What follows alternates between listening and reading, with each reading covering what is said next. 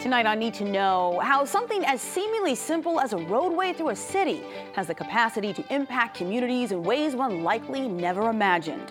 Infrastructure, division, and the work to right past wrongs in Rochester and beyond. That's next. Also on the show, he's the epitome of a natural musical talent, the passion of a local singer-songwriter who uses music to connect with and serve others. Don't go anywhere. Need to Know starts right now.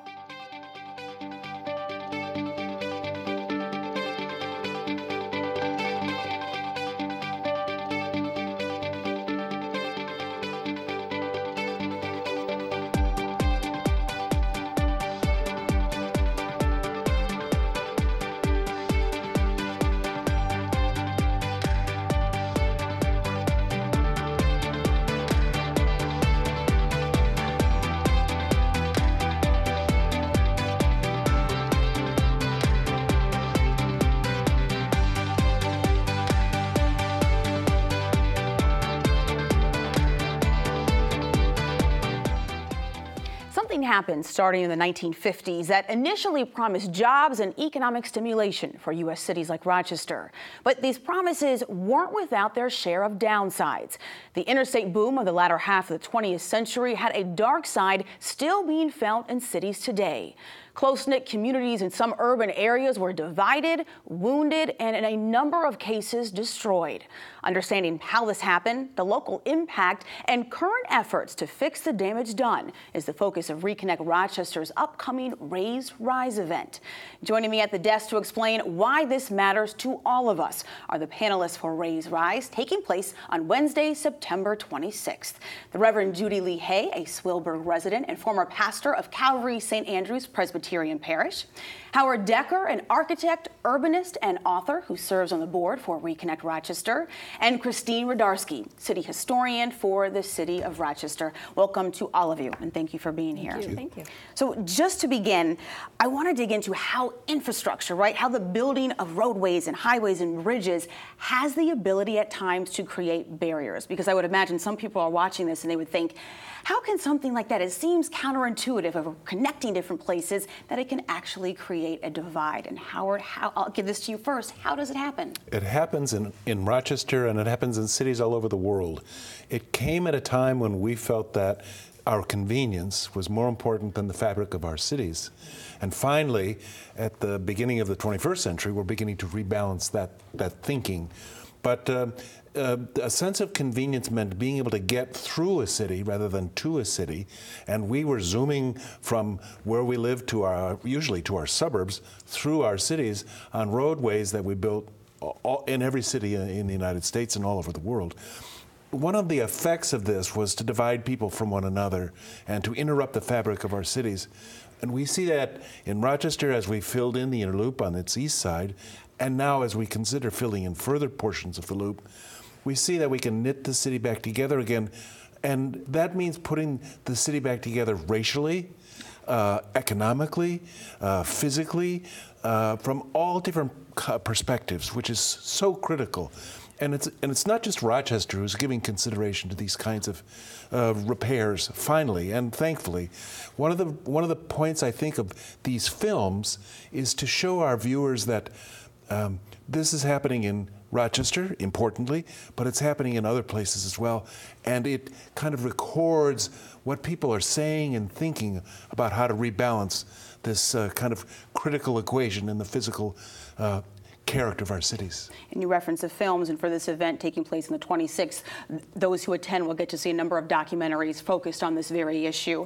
When we go back to kind of the latter half of the 20th century, when this happened, I want to ask you, what factors, do we know the types of factors that went into the decision behind building highways and freeways through cities? You said these went straight through. How were these types of things decided? And I'll open that up to anybody. Economics.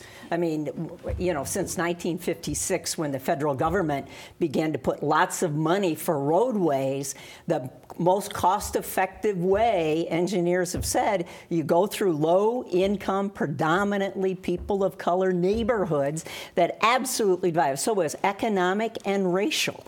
I mean, and Swillburg was a great example of that. You know, a low-income neighborhood in Rochester, and they proposed to put it right through the heart of Swillburg, and the state began to build, invested, took 220 parcels of land between Brighton and the city of Rochester. They bought it up for the state to begin to put the highway through, and then displaced 265 families. So I think racial and economic divided the neighborhoods. Let's go into the Swillburg, because that was a story that intrigued me. I learned about that when I first heard about this event. I did not know the Swillburg story. So this is a neighborhood in the late 60s and early to mid 70s that worked to prevent this expressway from going and running through its streets. And we do have a clip of the film, Swillburg documentary. Let's take a little bit of a look at that, just so our viewers can have some background. In the 1960s, the Department of Transportation's overall plan for expressways included a spur running from the outer loop to downtown. For the Swillburg neighborhood, the highway would cut right through it and destroy it. The state bought up about 220 pieces of property and relocated 265 families in Rochester and Brighton in preparation for the expressway. Some people panicked. They were very nervous about the road coming through, what it would do to their property value. In 1971, a task force was appointed and a freeze halted further state acquisition of property. In 1973, the task force recommended not building the expressway, and a month later, City Council voted to stop the expressway. Otto Henderberg Park was dedicated soon after the expressway vote, and the outer loop was completed as a T, with no exits for Clinton Avenue. Judy, when I watched this entire piece, the narrator explained how even though the expressway was totally blocked, the simple idea of it created damage, and that a lot of work had to be done to rebuild this neighborhood. Can you talk a little bit about that? Yeah, I think two pieces. One, it was a major coalition of groups that helped prevent it. It was obviously neighbors knocking on the doors of Swillburg. It was Ecotran that really was an environmental group that partnered with the Sierra Club, the Southeast Area Coalition. So that was the social kind of network. And then there was the political component of the city council members who really stood up against this. So that was, but all during that time leading up to that, people said, why should I invest in my property if this is really coming through? So you saw the abandonment happen both in Swillburg of houses that deteriorated, but also as you went over to the South Wedge, 120 vacant and boarded houses by 1973 there. So it was that whole southeast section that began the ripple effect. Let's talk about also just the inner loop. When I think about this and the effects of the interstate boom, my mind immediately goes to the inner loop. And I want to ask you, Christine, in what ways was the inner loop intended to serve the city? Well, it's really interesting because the inner loop, I don't think, was intended to serve city residents. It was intended to serve the business district and city businesses. So the whole point behind the inner loop, the people would talk about creating a business district, not a traffic district, because the automobiles were becoming increasingly popular. Many of the residents were moving out to the suburbs, and there was a desire among business leaders to get people from the suburbs back into the city to do business in the city. So the idea was to create this conduit that connected the city to the suburbs. But the work that was done really took into account the businesses and the people living in the cities, and not so much the residents within the city itself. So the impact upon the residents ended up being very great. And as we've talked about, neighborhoods were cut in half. And it affected, as we noted, people of low income. It also affected historic districts. Look at the 3rd Ward. This is the Cornhill. the place where Rochester was founded. And we lost, so many important buildings that today would have been designated landmarks. Lewis Henry Morgan, we're celebrating Lewis Henry Morgan this year, the father of anthropology. His house was one of the ones in the 3rd Ward that was destroyed. In the other part of the city, we have John Jacob Bausch's house that was destroyed. We had factories, people displaced in a number of neighborhoods. Now, and I will point out that Cornhill at this point in time was largely an African-American neighborhood. So it has this rich history that's associated with the white founding of our city, but by this point in time it was, a large percentage African-American. And I think it's interesting that the Inner Loop came at a time when the whole way in which we lived, where we worked, where we shopped, was shifting. And this was in the 50s when the planning was underway, and then into the early 60s when the construction began. And I think a lot of the powers of the corporate and commercial districts were trying to build a loop which would bring people to the downtown, even though by then the shift had already taken place and everyone was going out to the suburbs. So it was a kind of misplaced thinking that this roadway would solve something, and it didn't solve it at all. Of course, it made extraordinary damage. And there were a lot of people then, as Christine is pointing out, who fought very hard to keep it from happening. I think of Billy Harrington, who was then head of the Landmark Society, fighting so hard to keep the roadway out of the 3rd Ward unsuccessfully. And when we lived in Washington, I remember so vividly learning of a movement to put an expressway through neighborhoods there in Washington, D.C., and the protesters carried big signs that said, "White man's roads through black men's homes." And so the racial dimension of this is very difficult to underestimate. It was a very significant part of the planning and thinking, in that those who had the least amount of political power and had the least amount of sway were the ones who were the most victimized by the location of these roadways. Well, and I think that is the racial component, that the whites made the decision and the power to go through low-income neighborhoods to save money. But what happened is that all these African-American wonderful communities that were rich in music and business and social networking literally were divided apart. And you see over time, whether it's in Boston or New York or Chicago, the deterioration that happened in the businesses being lost and people being moved out. I mean, that's that whole urban removal, in essence, not renewal, but removal. That's the racial component. And I think that's part of our hard legacy in this highway building to get faster, but deteriorating neighborhoods as a result of it. Well, and the legacy exists not just on the landscape, but in the social constructs within the city. Many of these people were relocated. They were given fair market value for their housing, but they weren't given assistance to relocate. So no assistance in finding new places to live, no assistance in moving. So were there people who might have had their home purchased, but they literally couldn't afford to pack up their belongings and go. So it had real economic implications too.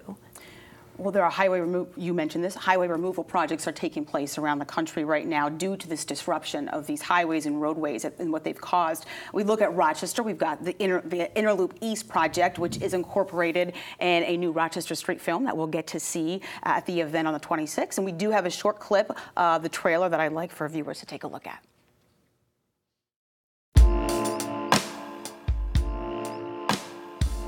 Simple but powerful quote from Fred Kent of Project for Public Spaces is that if you plan cities for cars and traffic, you'll get cars and traffic. If you plan cities for people and places, you'll get people and places. There's no question that we disrupted communities, and so while we made the city more accessible to people coming in from outside, coming and going, we harmed the people that were here. It's no surprise that as we're fixing some of these mistakes from the sort of automotive urban renewal era, it also is at a time where the city is truly coming back to life. We're seeing the mistakes that we made and we're taking steps to correct them. This project is a great example of that.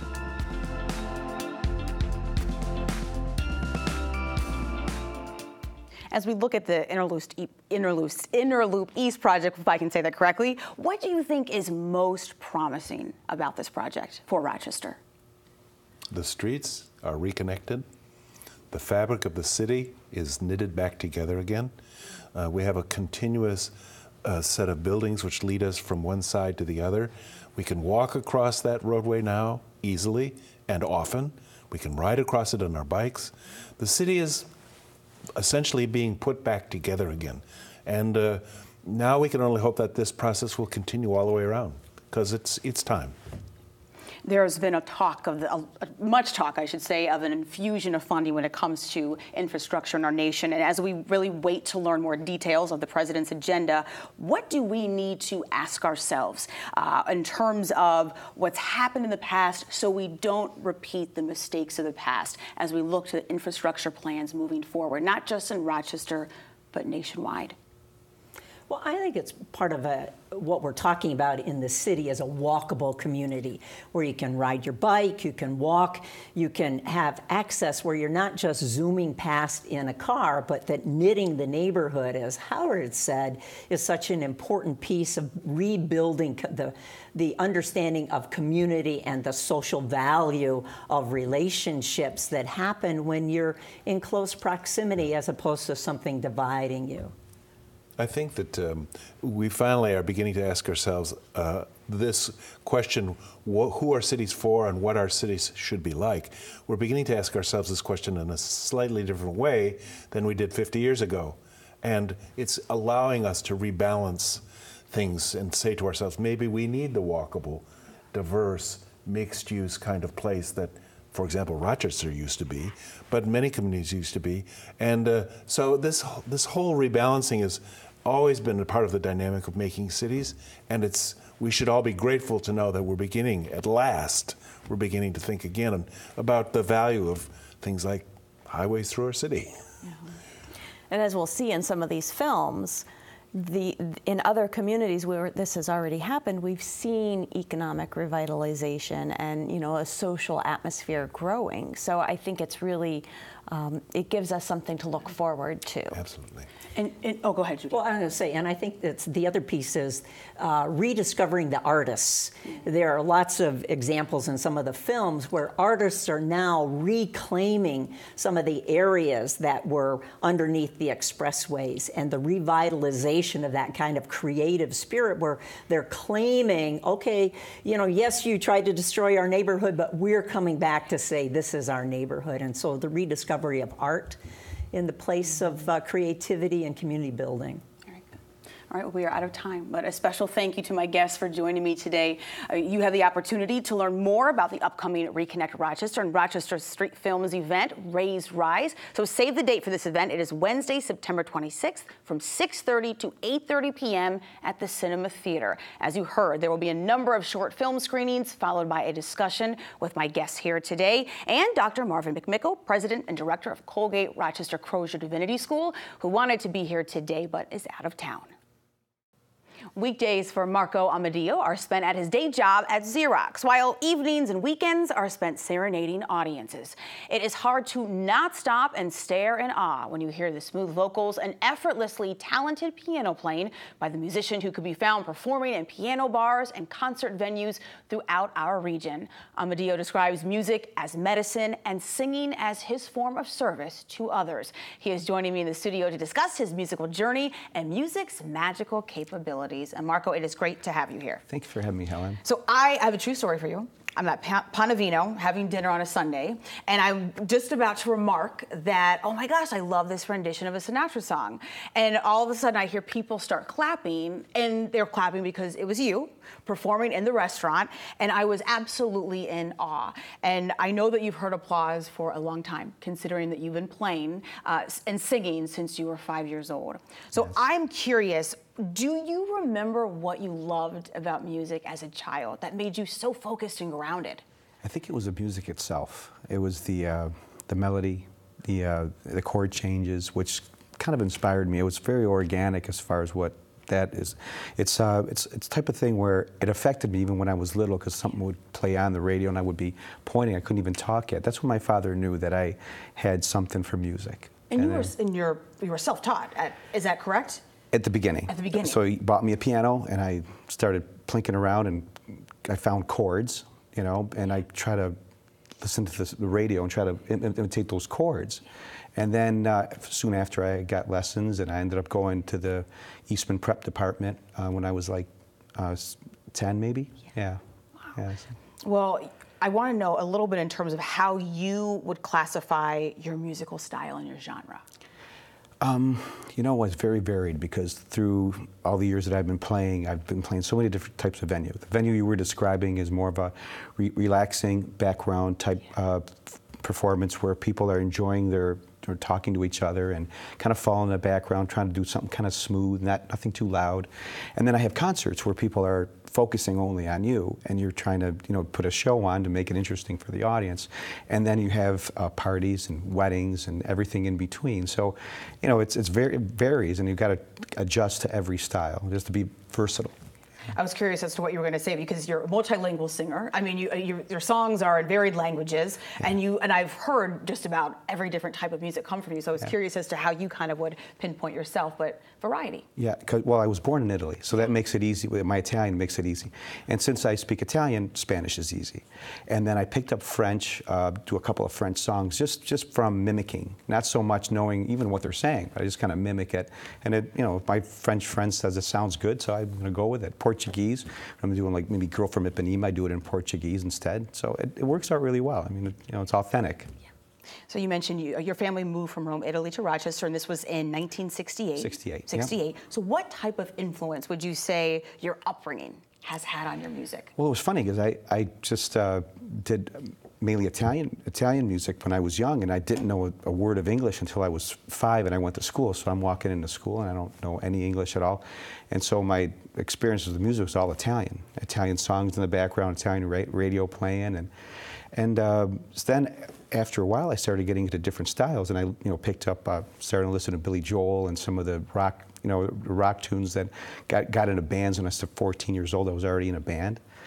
And then after that, I started getting into jazz. So it's kind of like, it wasn't like I heard jazz records playing when I was a kid. I had to find all the stuff out for myself, and just great stuff. I loved it. Well, we have a short clip of you playing Leonard Cohen's rendition of Hallelujah. And this is also on your new album, I believe, this song. Yes. So we'll check it out.